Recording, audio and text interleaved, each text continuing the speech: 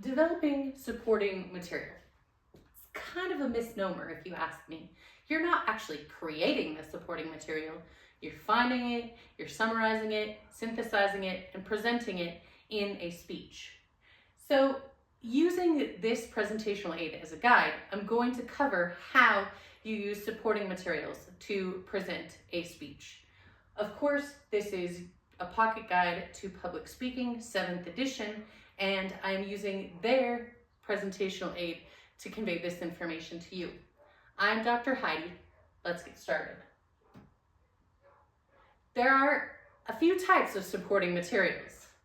There are examples, narratives, testimonies, facts, and statistics.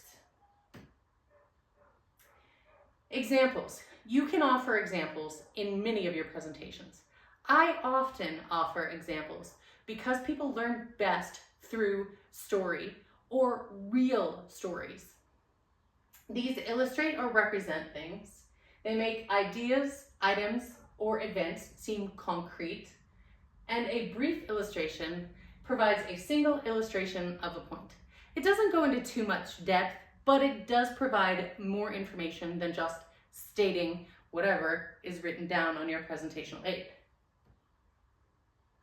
An extended example provides multifaceted illustration. It reiterates the points effectively.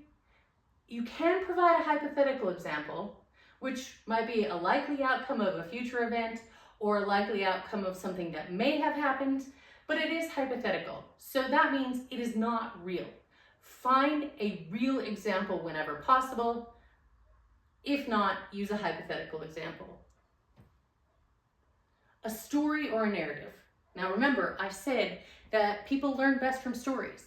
How has the information been passed down from generation to generation throughout the centuries? That's right, through stories. This is how humans learn best. So it helps make sense of our individual experiences and group experiences.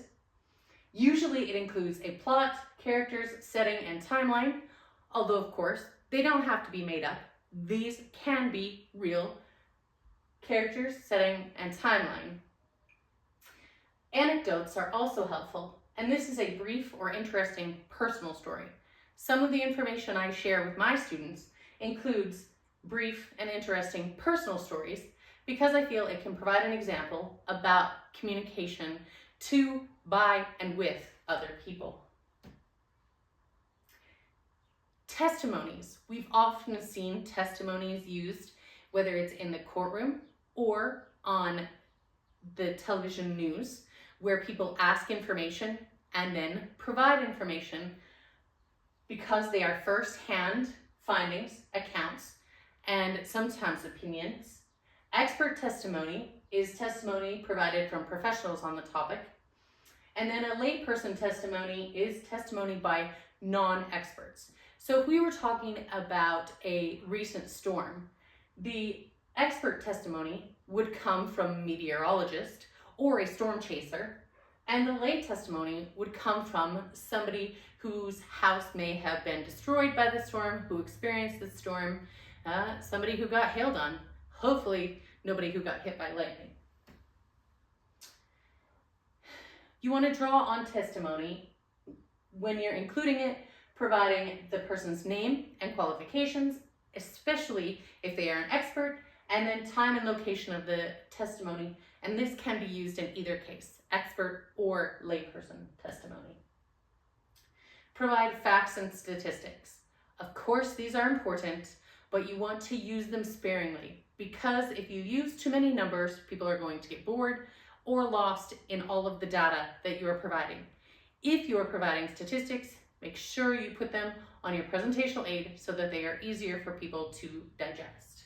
With facts, these are documented occurrences and they are backed up with credible evidence. Statistics obviously are quantified or numerical evidence, and it summarizes, compares, or predicts things. When you're using statistics, use them accurately as possible. Many statistics happen to be skewed by the researcher or the people providing funding for the research. So make sure that you are using the best sources possible to gather your statistics. Frequencies indicate how often something occurs. So a frequency is used to help listeners understand comparisons, indicate size, and describe trends. You can also use percentages to express a proportion, part of the whole. And percentages help listeners to easily grasp comparisons. Again, using statistics accurately, you want to use averages to describe typical characteristics. There are 3 types of averages: the mean, the median, and the mode. Do you need to tell us whether it's the mean, median, or mode when you're giving a presentation? That depends on how you are presenting the information. Just in case you need to know though, the mean is the arithmetic or arithmetic average. The median is the centermost score in a distribution, and the mode is the most frequently occurring score. You want to present your statistics as ethically as possible. Like I said, they may be skewed by the person doing the research or the person funding the research, or they may be skewed by the institution for which the researcher works. So you want to find as many ethical statistics as possible. Authoritative sources are good. You want to present the statistics in context.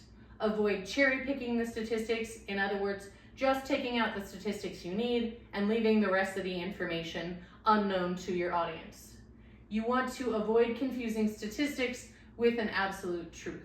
They are information, they are indications, but not necessarily an absolute truth. When supporting the topics that you choose, we have many ways that we can go about doing that, as the 5 explained here. The most effective is often the use of stories, anecdotes, testimonies, those kind of materials, because they keep your audience engaged. However, facts and statistics can also be used to drive home the point you are trying to make in your presentation.